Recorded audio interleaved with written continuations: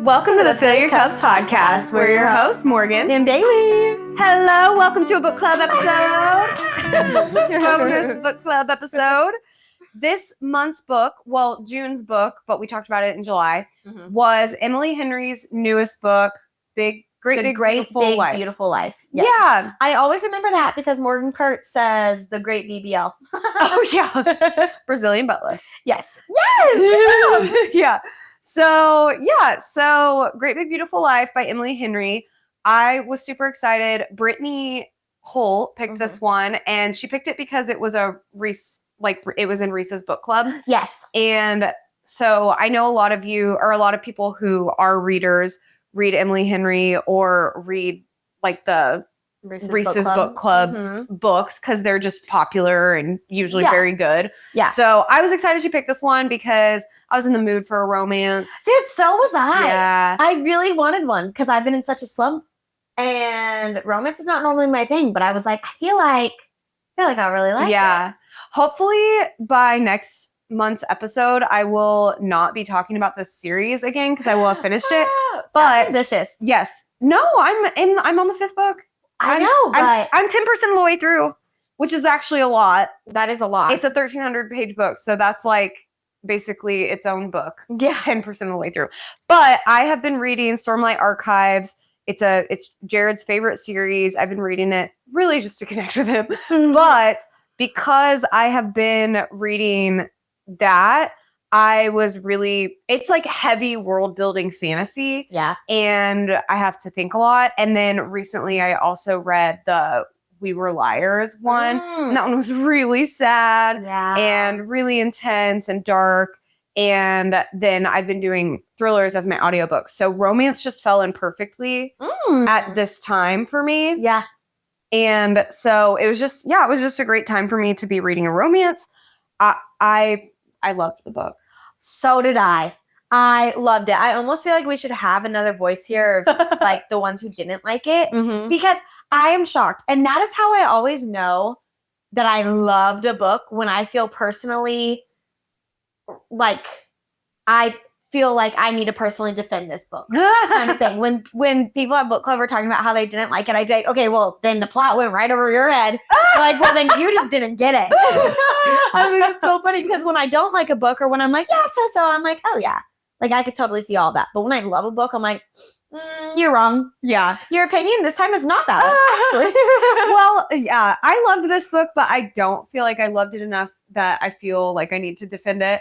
Because I did see what they were saying. And honestly, I think a lot of it was just people that don't love romance as their genre. Some people who do read romance regularly also kind of gave it some criticisms. Yeah.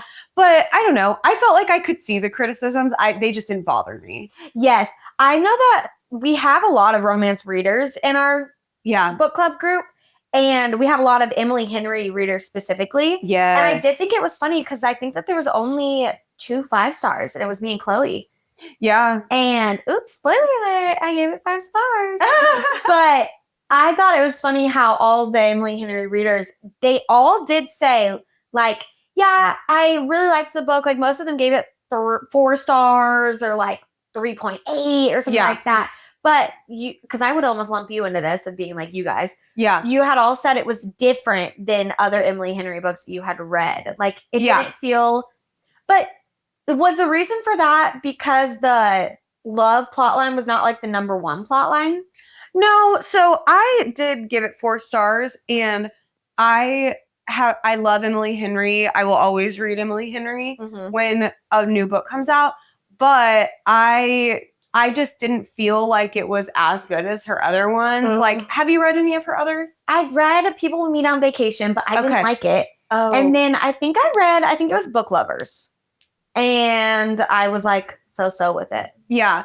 I love her writing style. And what people kept saying, which this wasn't necessarily why I gave it 4 stars, but what people kept saying was that it felt more rushed. And she did write it a lot faster. The turnaround time was a lot faster than previous books that she's written. So people felt that it was rushed. But I think after we kind of talked about it, there were just a lot of not fleshed out concepts in the book. Like, for instance, her sister gets brought up a lot, but there's not really that much detail about that part of the story. Yeah. Or that did feel like a random like rage bait almost, except you know what rage baiting is? No. Okay, rage baiting is I acted like I did. It's whenever you say something specifically to piss people off. So like you might be rage baiting by, I can't think of like a specific example, but it's like a social media thing. Like you make a post or you make a video or a tweet to specifically piss people off. Okay, like it's called rage baiting. It's kind of like clickbait with the headline, but it's specifically to make people angry. Yeah, specifically to make people angry because then you get a ton of responses. You get a ton of like interaction and feedback. Like if you posted something and you were like, Taylor Swift sucks. Exactly. That would make a lot of people mad. It would definitely rage bait your followers. Okay. Yeah. Like yes. So that is kind of pretty much. How do you think the sister? I don't know if it was like rage baity. It was more like emotional baiting of being like, oh my gosh, something really bad happened to her sister. Yeah. And then like you find out her sister's just fine. She's in the Peace Corps. And like I really felt like, because yes, there was multiple times this is funny because I gave this book a 5-star and I stand by it. But there were points in the beginning of the book of being like, oh my God, I had to remember like my sister, I might not have been able to get there in time for her, but I can get there in time for him. So you think that she's like dead? Yeah. Or that something like really, really serious like happened. She tried to, it almost sounds like she tried to attempt suicide. Yes, exactly. And then you find out like she was sick in her childhood, but they don't really delve or dive into that too much. Yeah. So that was one thing they didn't really flesh out. And then another thing was that kind of a criticism was Hayden's mom. There was all this. So the whole storyline of them meeting with Margaret was that she just couldn't, she had given up Hayden's mom. Yeah. There are spoilers in this if you don't know. So it's a book club episode.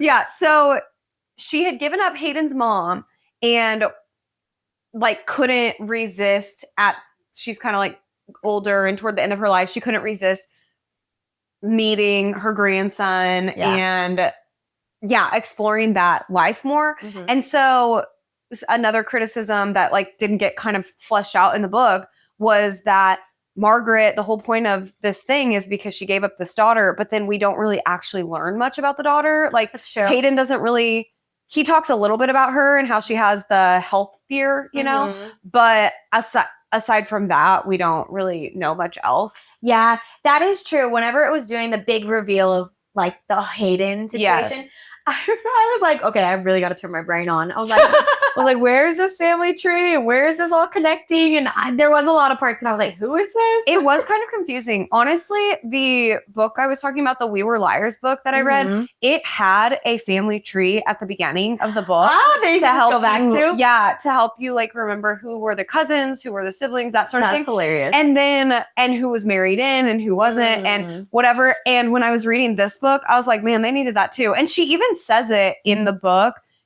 She says something like Alice says like, I'm going to need to draw out a family tree. Exactly. Yeah. Yes. On her proposal or whatever. Yes. So yeah, I will say I like those types of things do not like things being kind of not totally detailed like that doesn't keep me from enjoying the book at all. Either. Ever since the June Farrow book that we did, which I also freaking loved, gave it a 5-star.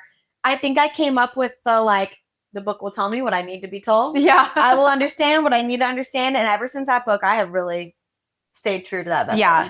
Yeah, I agree. it just doesn't bother me. I do think I also related to Alice a lot. Like I do think that her kind of, I don't know, in some ways too much positive or whatever. Like, I think sometimes I can veer toward that. Yeah. Or like, for instance, with Hayden, someone said that they really didn't like him because he was such a douche. And I was like, honestly, though, when I was reading Alice's interactions with him at the beginning, when he was kind of like more stoic and whatever, I was like, I could totally see me still trying Wanting to like to win win him some over. Yes, exactly. Yeah. And not really thinking like it was because they were douchey, just thinking like, oh, they're just a little tougher. You know? No, I actually really agree. There was a specific quote in the book that I did highlight that I actually thought of you. Really? When I read it. I thought of me too, but like a little bit less, but I really thought of you. And she says, I try to take almost nothing personally. I tell him I could actually probably afford to take a little more personally. When I read that, I was like, oh yeah, that did feel like me. I thought it was so funny, that part. I loved that quote. Yeah. I thought she was funny. I think that, relating to her helped. Mm-hmm. Yeah, that is true. I thought of myself too. I was like, I probably could take more. Like sometimes whenever I don't take something personally and then someone's like, that was actually really rude. I'm like, really? Really? Should I have been more upset about that? I had a new kitchen. And be like, yeah, it was weird. Yeah. I love that. Something I really liked about this book is, and I think I have a problem with romance because things follow such a trope and things can be really, really cliche. Yeah. So like, I feel like this character, she was witty and quirky, but she wasn't too far witty and quirky. She wasn't clumsy. She wasn't like ditzy. Mm-hmm. And I feel like a lot of romances, if the character is witty and quirky, she's also clumsy and ditzy and forgetful. Yes. And like in La La Land. So I really appreciated that she wasn't. Like, I really appreciated that she had a lot of depth to her and that it didn't just feel like she was witty and quirky. Yeah. Like, she had a lot going on. Or for him, for example, like broody, grumpy, only nice to her. And that wasn't the case. He just was very, like, knows who he was. But he got along with the other townspeople just fine. Yeah. Whereas, like, in a normal romance book, I feel like Cecil would have been like, oh, yeah, that grump of yours over there. But instead, Cecil was like, oh, yeah, tell your friend. Yeah. Blah, blah, blah. So, like, they liked each other. Yeah. So I appreciated that a lot, that it didn't just feel like this book went straight into cliches. Yeah. I think Emily Henry does a good job with that. Honestly, I need to go back and maybe reread some of her other books because it's been a while. Yeah. I just read them when they come out. So it's been a while. This is obviously the newest one. Yeah. I've read a lot of romances since, but I think Book Lovers was my first Emily Henry. And I loved that one. I loved it. Mm-hmm. But honestly, it was kind of toward the beginning of my introduction to certain genres and stuff. Yeah. And so I really liked that one. I really, really like when books that are spicy. Now I love a good smut too, but I really like when books that are romances. Okay, I guess there's like three things here. So I love romances, but I love when the plot is not all about the romance. Yeah. And then I also love whenever the spicy scenes are not the point of the book. Yeah. And there's still some like meat, beneath it. Because the spicy scenes were really good. Mm-hmm. And I remember thinking with Book Lovers, like I really liked the spicy scenes in that. But I really liked how she developed their relationship first. Like it wasn't just like, because in a lot of smutty books or smut books, they meet and immediately there's hot tension and like, oh my God, I want to kiss her. And you're like, you just met her. Like, or the girl is immediately like in this book, Alice does notice that Hayden is attractive. Yeah. But at first glance, she's not thinking about I had to jump his bones. Yes. Yeah. Yeah. No, I actually really liked that too. Because it wasn't too much of a slow burn. Yeah. Because I hate books that have too much of a slow burn. And then they don't get together until like the last 50 pages of the book. So I'm like, and I guess that is like building tension. Because me as the reader, I feel this tension of being like, oh my God. Like, yes. But then I do feel like that's also a stereotype of romance books. Being like, we can't be together. Yeah. Even though we both really want to be together. And all they have to do is have like one conversation. Yeah. And they just never have it. But I don't feel like this book had that. They did like point out that they were really attracted to each other. They did talk about why they talked about these things pretty early on. They did. Yeah. And there was like, they had that kiss pretty early on. And so I feel like this book had the good job of not making it too much of a slow burn, but still not making it all of what the book was about. Like I did enjoy that every time that they were in a scene together, I didn't think it was going to end up with them having sex. Yeah. So I really enjoyed that, which is so funny because the beginning of my reading journey at like 14 was all smut. And now I That's just really crazy. can't do it. When I realized you were reading that at that age, I was like, oh my God. When I read after at this age, like as a 29-year-old woman. It was like making me blush. And I was like, oh my God, my 14-year-old sister was reading this in her room with a One Direction stand up in the corner. I was oh my God. I was reading those chapters weekly. It was so crazy. It was a fan fiction. So the chapters came out weekly. It wasn't like all one big book. Dude, that's wild. Mm-hmm. Yeah. I wonder if mom ever listens to these episodes and she's like, what? I had no idea. Because even if I had told her like, yeah, it's about One Direction, she's probably like, oh, okay. Yeah. Like a boy band, but no, girl. Yeah. Fan fiction is crazy. That shit is crazy. Yeah, I did not know that. But yeah, I really appreciated, I felt like it was subtle and nuanced and What did you think? We didn't get into this with book club, probably because it's too much, and we can take this out if you want. What did you think of the scene where they're not having sex, but he's holding her hand, having her touch herself? Enjoyed it. I liked it too. But people in book club, they didn't say this specifically about that scene, but people in book club were saying like, it was annoying me, like, that they were basically having sex, but they weren't. But I was kind of like, no, I mean, because I can get it. Like when you have the rule in your head or whatever, like not to go, no sex. Like it's easier, or I don't know, but you still have that tension. I do think that sex is way more intimate and way like more of a connection level than like sexual acts. Yeah. Now, I don't even know if I consider like a blowjob sex. Yeah. I don't think. Yeah. So I do think that them saying, no, we're not going to have sex and then they did end up having sex. But them saying like, we're not going to have sex and then doing these like foreplay. Because to me, it feels like foreplay. It is. Yes. Right? That's how I feel too. Okay. Yeah. People do have very different opinions. It's great. So I was like, that didn't bother me at all. No. I'm like, ooh, yeah, release some tension. How did you feel about the fact that they did end up having sex before the...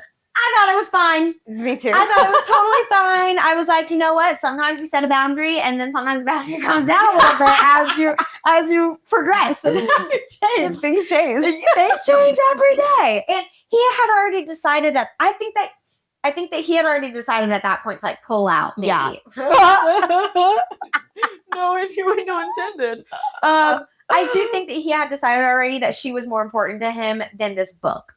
And so maybe that's why he decided like, let's just do it. It was like the day before, right? Yeah, I think so. And he probably already knew he was gonna not like take out his proposal. Exactly. And it was his boundary. She wanted to have sex the whole time. Like she'd be like, "Are you sure?" And he'd be like, "Yeah, we can't." She'd be like, okay, that's so true. Say. Yeah. So it's like she wanted to. Yeah. And it was really him holding back. And then once he had decided that she was more important and that he wasn't going to get his heart broken because of like the competition with the book, that he was like, okay, I can go here with her. Yeah. See, that's something I liked about him, is everyone said he was such a dick and he was so douchey. And I'm like, he was a lover boy. Yeah. He was just a deep down lover boy. He really was. I think that he comes off that way because he is holding secrets, like the secret of being not seeking Margaret and her seeking him. Mm-hmm. That was a secret that he was keeping. And so he seemed really douchey because he assumed that Margaret was going to go with him, which makes sense. Which I would too. Everyone know that. Was like, his ego is huge. And I was like, I mean, I totally would. No, if I got invited to a job interview and somebody else reached out, I'd be like, yeah, I'm probably going to get it. If you have an in because your friend reached out to you, said you'd be great at this job, and it's way more likely that you're going to get it. Yeah, I agree. Is. Unless the other person is really, really good. Yeah. Which he never said that she wasn't. He never said... He complimented her work. Yeah. Yeah. And like whenever she's like, oh, you're just like that much more certain that you're that much better than me. He's like, well, no, that's not what it is. I don't think I'm better than you. Yeah. He would say, I didn't say that. Yeah. You know, he even made her mom read a piece of her work. Yeah. Which I loved. I did like that. Ooh, that was a part that I really liked of whenever it was talking, like her and her mom had that weird, I guess it wasn't the fight yet, but it was whenever Hayden and Alice went to her mom's house. And then afterwards, Alice is really upset. And he's like, come on, like, talk to me about it, blah, blah, blah. And she's like, I don't want to. And, like, she gets really upset with him. And she's like, I don't want to live in a world of negativity and, like, blah, blah, blah. I was like, you know what? I understand that. Like, obviously, it's not totally healthy. Like, you should be talking about these things, even if you don't want to. But I understand it. Yeah. But then I really liked whenever Margaret was saying the same thing. And she was like, hold on, now I see why Hayden was so frustrated with me, because this doesn't actually make any sense. Yeah. Like, once you're actually hearing somebody else's reasonings, even if it's the same ones as yours, you're like, actually, I can hear it now. Yeah. So I did like that. Yeah. I don't know why I didn't, like, why I disliked it from Margaret so much more than Alice. I hated Margaret. Oh, Margaret was very annoying. But I get it. I feel like now it's always just, like, with moms and stuff, I feel like you're more like sensitive or something. Okay, now. no, this has nothing to do with the mom thing, because I guess it was really nice that she gave up her baby, but no. No, it's because I get it that if my husband died in this car accident, you never showed up, I have more than one sister, so if none of you guys reached out to me, if none of you guys asked how I was doing, I would also become a shoo-in, and I would also be like, I kind of hate everything about my life. Like, I wish I had never been like this. Yeah, I just felt like there were so many things in her control, and she just decided to hole up and be like, woe is me, and live her life that way. And I'm like, wouldn't you think that, like, these are years that your husband didn't get? And you get to live. Why are you living like that? So what a waste of life. Like, there are so many other people who don't get to live that long. I just don't have a lot of sympathy for people that choose to spend their lives in a way that they hate. Yeah. Because I'm like, you have the power to change that. Yeah. So it just frustrates me. But I really didn't like Margaret, but I loved that I didn't like her. I thought she was well written. I really like whenever, she's not a villain, but I really like when an author does a good job of making a character that is unlikable. Yeah. Without it just being that they're, like you were saying, like with the brooding guy or something, without it just being a trope or a kind of a caricature type of person where their personality traits are so unlikable that you're like, okay, obviously they're telling me don't like this person. Yeah. Whereas Margaret, I felt like she was complex, but I did not like her. Yeah, she felt like a very confused character. Yeah. I actually had a lot of notes, like in quotes that she had said specifically. Really? That at the time, I really liked the quote, but then now, as we're talking about it, I'm like, wait, that is funny. So at one point she says, I like taking away the element of decision wherever I can. And it's like, yeah, she would. Because she wants to think that things are out of her control. Yes. And so, yeah, that would make sense. Or she says at some point, Alice says this about Margaret, maybe it's a kind of comfort to her to believe that she was never the one in the driver's seat. So, like, there you go again. Yeah. There was also one that I really liked where Alice says, do you believe that your family is cursed? And Margaret says, no, honey. The flash of a smile doesn't reach your once sparkling eyes. My family is the curse. Yeah. I'm like, that's so, no. You're like, grow up. You have the power to change your life. Yes, I do think that her life was hard growing up. Like, I will say, having the cameras on you all the time and that sort of thing. Obviously, I can't relate to that. Yeah. So I'm sure that was hard in a different way. And it's why you see celebrities all the time have such a hard time, because they are watched by everybody, and everybody does assume. That was something Alice said a lot, like, where she was like, oh, I want to, like, touch her hand. But then she's like, but I chose not to because I don't want her to think that I'm assuming that I know her when I don't. You know, and so I liked that about Alice. Yeah, I always say that. So considerate. She was. I always say that about celebrities, where I'm like, if I was to meet a celebrity in real life, I wouldn't act like I knew they were a celebrity. I totally would. I'd be cool. Yeah. Calm, collected. Be like, you're normal. It's fine. Yeah, and then I would be with you, and you'd be like, you're embarrassing me. Yes. Stop. I'm not Taylor Swift. Quit. I'd be like, hello. Taylor Swift. Yeah. might be like, Morgan, keep it cool, so she'll invite us to her party. Yeah. And then we can lose our minds. Well, good for you, Nellis. But yeah, I do think that Margaret went through a lot of hurt things, but I just felt like, God, you spent so much of your life not talking to your sister. I mean, I know there was a lot of weird stuff there. That was crazy. Her sister and like the cult, and I loved all of that. Yeah. I was like, oh my God. It felt like, she would give us pieces at a time, then it would be like, what the fuck? Like, this just gets weirder and weirder. It gave me Charles Manson vibes a lot. He was a cult leader, and he had his cult members basically like go and kill, like Sharon Tate. Have you ever heard of her? Or you know that movie, the Once Upon a, I think it's called Once Upon a Time, but it's got like Brad Pitt in it, and I want to say, I don't know, but Ocean's 11. No. Same actor. No, all of this stuff is ringing a bell. I just couldn't. It was a big. It's like when people say cults, they will really think of like Charles Manson. Yeah. I think stuff like that, I like choose, maybe I'm like Margaret, I just like choose not to remember it. You don't really have that fascination with like true crime. Yeah, or just kind of nice. Or just, I don't know, I feel like I remove knowledge about like outside events. Yeah.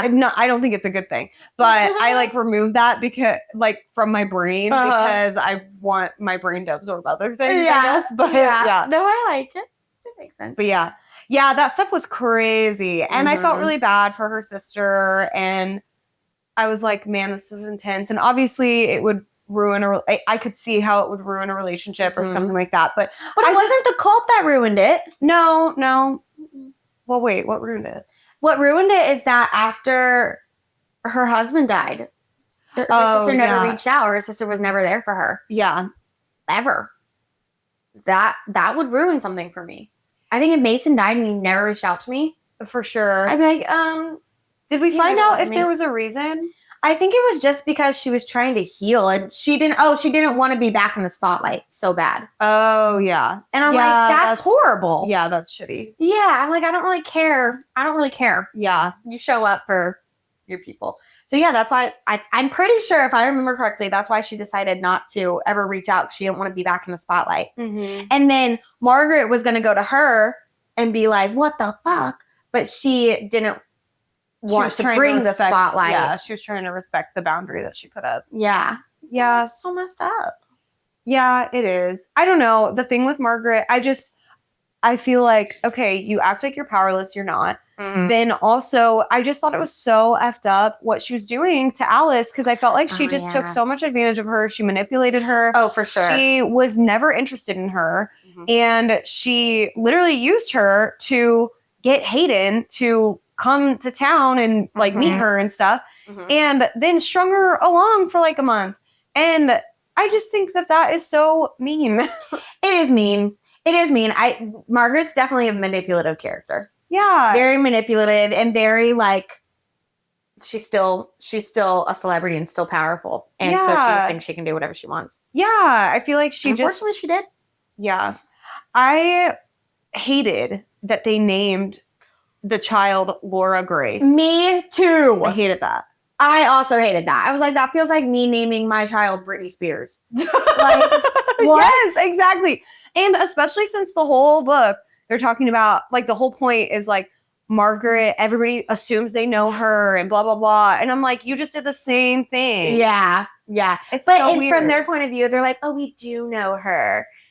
Yeah, which they do. I mean, they do better than others, I guess, but it's still, I just felt like it defeated that whole purpose. Yeah. Like, that whole point. The only saving grace that I think that had, because I hated that and was like complaining about it, is someone said like, well, it was technically a family name. Like, it was his family. Yeah. And I'm like, yeah, but he didn't have any real ties to it or like any real connection. If anything, they should have named her Nicolette.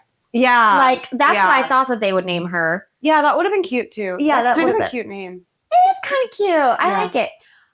It reminded me of in Harry Potter when he names all like three of his kids after like Albus Severus. Yeah. Yeah. And then he's also got like Lily Rose, I think is her name or something like that.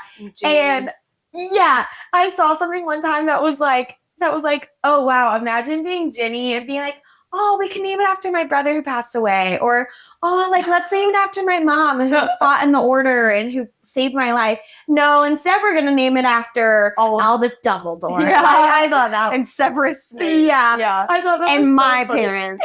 Yes. I thought that was really funny, and that's like really what it reminded me of. Yeah. That is funny. Yeah. I just thought Laura Grace is a cute name. I just didn't. I was like, why? Why would you name it after her? But whatever. It also made me mad that Margaret and Laura only ended up getting like 6 months together. That just made me. I think sister stuff especially, I don't have a tolerance for because I love you guys so much. And I feel like we are really intentional with each other. And it's not easy all the time. Like we definitely could easily just be like gripe at each other or like take things personally that other ones do or don't do or say or don't say or things like that. It would be really, really easy because we know each other in and out. So we could just be like, oh, well, Bailey's just always like this or whatever, you know, and like kind of take past annoyances or whatever into the future because you just do that with people that you love and care about. Yeah. But I'm like, I'm like, no, it's not easy to necessarily like keep good relationships with your sisters all the time. Yeah. I feel like it is now. But you still have to do it. Like, I don't know. No, I actually really agree with that. I always really hate the people who let things from their childhood dictate their entire lives. Yeah. And I'm not talking about things that happened to you. I'm more talking about like, it would be so easy for us to be like, oh yeah, we had these fights as kids. I hate her. Yeah. Like, and it's like, or say things like, it's been 20 years. Yes. Like, you don't think they're a different person than they were when they were 14. Yes. Like, I've heard adults say things like, oh yeah, well, my sister's just always been spoiled or something like that. I'm like, okay, that's weird. Yes. Like, you guys are 30. Like, that's, I don't know. I just like, if your sister was spoiled growing up, like, sorry that bothered you so much, but get over it. I feel like that all the time. I'm like, get over it. Yeah. Oh my God. Yeah. Or like, we talk about this a lot with like people from high school just pretending that you still know exactly who they are. Yeah. And it's like, you don't think anything has changed. Yeah. Like, haven't you changed? A lot. Yes. And like, wouldn't you want people to not remember you for who you were for 4 years in high school? Yes. And so, no, I think about that a lot. Yeah. Like, guys, why can't we just move on? I mean, I get it if people aren't best friends with their siblings. I do get it. It makes me sad for them. Yeah. But I do get it. I'm not saying that you have to be, but just if you're not having a good relationship with your sibling because you're hanging on to past grievances from when you were a literal child, then or teenager or whatever, I just think that's silly. I completely agree. Now, if they are continuing the behavior as an adult, and like, then that's fine. Then then at that point you dislike them as an adult. Yeah. Not as the children that you were. Yeah. I don't know. I do think that's something silly. Something I really liked about the book. Yeah, we kind of got off there. Sorry. No, that's good. I have been thinking about this, and I said it at book club, but I really liked the perspective whenever they were talking about paparazzi and Margaret's life. And they were like, Margaret never did anything simple to the paparazzi. Like, when Margaret wore an outfit, it wasn't that she was wearing the outfit. It was that she was showing off the outfit. Or when Margaret left a room, she was storming out. She wasn't just exiting a room. And I really liked that because I was like, wow, that is like how clickbait goes. And you don't want to just hear like, oh, Kim Kardashian leaves. Wore a dress. Wore a dress. It's got to be like, oh, showed off all of her curves. You know, and I really liked that. So I was like, oh, that's really true. And whenever they were talking about their wedding pictures of Margaret being like, yeah, everyone said it looked like I was marching him to his death. Whereas in reality, that's not what happened at all. He was so excited and taking her in. And she's like, okay. And I did enjoy that. And I did appreciate that aspect of the perspective. Yeah. Because we really never know what's going on in a photo. And or what's really going on in people's lives. Yeah, definitely. I do think a big I liked that too. I feel like a big criticism of this book was that it was kind of close to other books with celebrities. So specifically 7 Husbands of Evelyn Hugo, which is such a good book. So good. And I didn't feel like this book was ripping off of it, but there were elements that were similar, specifically the interview. And then there's a big reveal about a family member at the end and a connection, which is going to happen. Like, I don't even remember the connection in Evelyn Hugo. So the interviewer, Evelyn Hugo, there was like a car crash that killed the interviewer's dad, I think.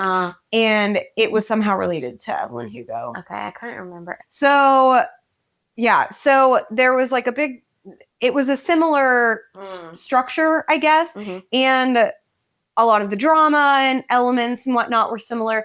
I felt like it was different enough. Like at the beginning, I was like, oh, the premise is very similar. But I felt like it was told so differently that it didn't bother me. Yeah. But it did also kind of remind me of Daisy Jones and the Six. Mm-hmm. Is that what it's called? Yeah. Daisy Jones and the Six. Okay.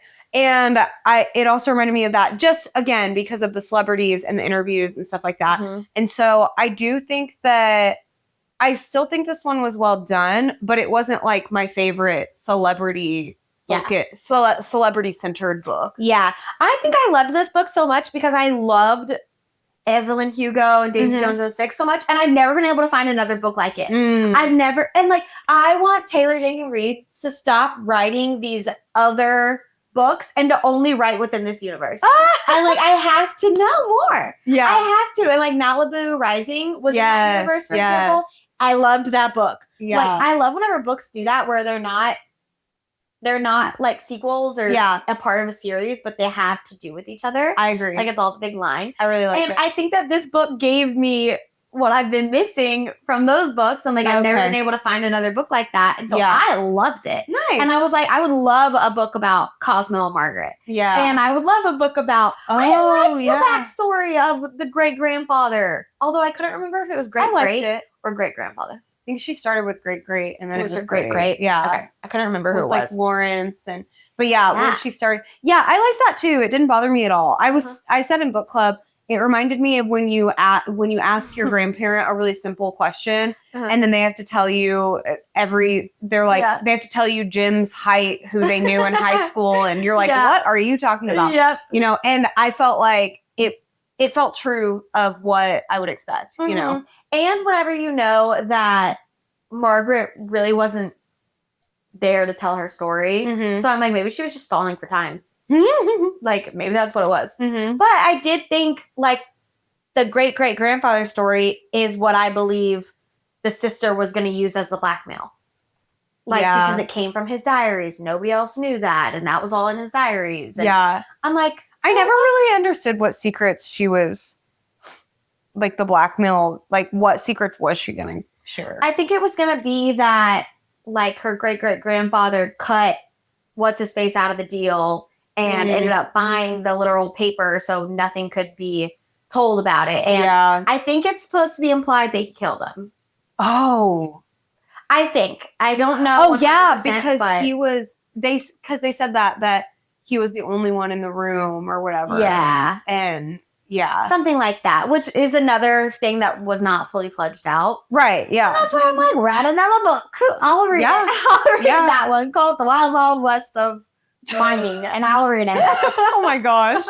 Yeah. Well, I love this book. I did understand the criticisms. They just didn't get in my way. But I give it 4 stars. I liked it a lot. It kind of makes me want to try to read another Emily Henry. Because I'm like, okay, maybe my taste is changing. Because I'm actually really not wanting to read a single thriller right now. And that was all I wanted to read before. Yeah. So I'm like, okay.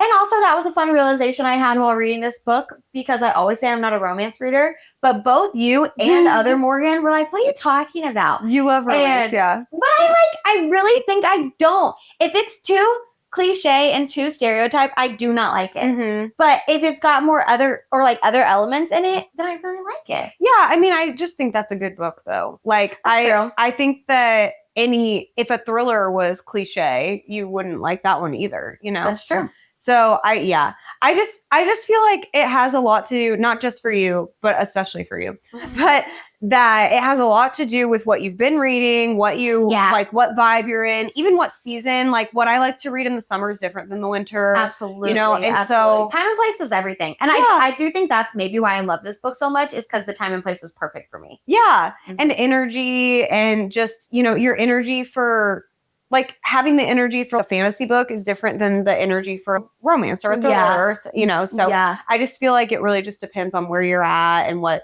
vibe you need. I need to figure out what kind of genre I'm like wanting to read, because I feel like romance is too broad, and then I feel like if I read romance books, I'll get into the books I don't like. Yeah. But I'm like, I need to find a book where there is like a romantic element, but there's also more plot going on. Yeah. Like a coming of age romance or something. I don't know. Maybe people who are watching this or listening will share some of those books tell me what I'll like. Yeah. Please. Or give me some suggestions, because I want to start reading again. I've like got kind of the kick for it. I really want to start again, but I just don't know where to start. Yeah. I don't think. Yeah. I have finished 2 books last month. Yeah. Yeah. And we didn't have to invite a guest on this one because you finished the book club. I did. Yay. It's been a minute. I think I hadn't finished a book since The Measure. Oh, wow. Which might have only been like 2, 3. Yeah, that was like May, I thought. Yeah. So that was I only just didn't finish the. It was just We Ride Upon Sticks. Yeah. Yeah. Oh. I was gonna say, so our next book is.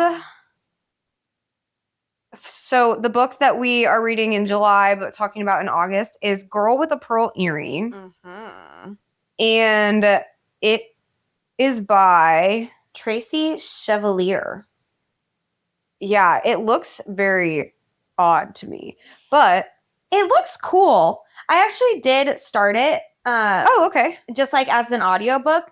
And I think that I have potential to like it, because it's supposed to be the backstory behind the girl with the pearl earring, which is a painting. Oh, okay. Yeah, so that's like an actual painting, and in real life, nobody knows who it's inspired by. Oh, okay. And I only know that because I was like, what am I going to be reading? I wanted to make sure I wasn't going to be reading like a piece of history. Oh, no, because I was like, I don't. It is historical fiction. It is, but I think I could get behind it. Nice. Of being, I kind of like historical fiction where we make up stories about these real life people that we don't actually know the stories. Yeah. I'm like, I think that's like a fun way to imagine it. Yeah. Yeah. Danielle picked this book and she loves historical fiction. So. Yeah. And honestly, I really loved the last book she picked was Marjorie Post's Amazing Life of Marjorie Post, something like that. Yeah. And that was historical fiction. And it was historical fiction. I really liked that book. Yeah. So that was one I didn't read. Oh, really? I think it was the first book club one I didn't read. And I remember not going to book club because I wanted to read the book, but then I never got around to it. You started it. But you were like, I really want to finish it without spoilers. And you never did. I know. I think that was like the one book club episode we didn't do too. Oh, because I never got around to it. That is so funny. Oh my God. No, I had a big stack at that point. Yeah. We might not have been doing book club episodes at that time. Oh wait, no, we've always been doing them. Yeah. Never mind. Well, anyway, Girl with the Pearl Earring next month.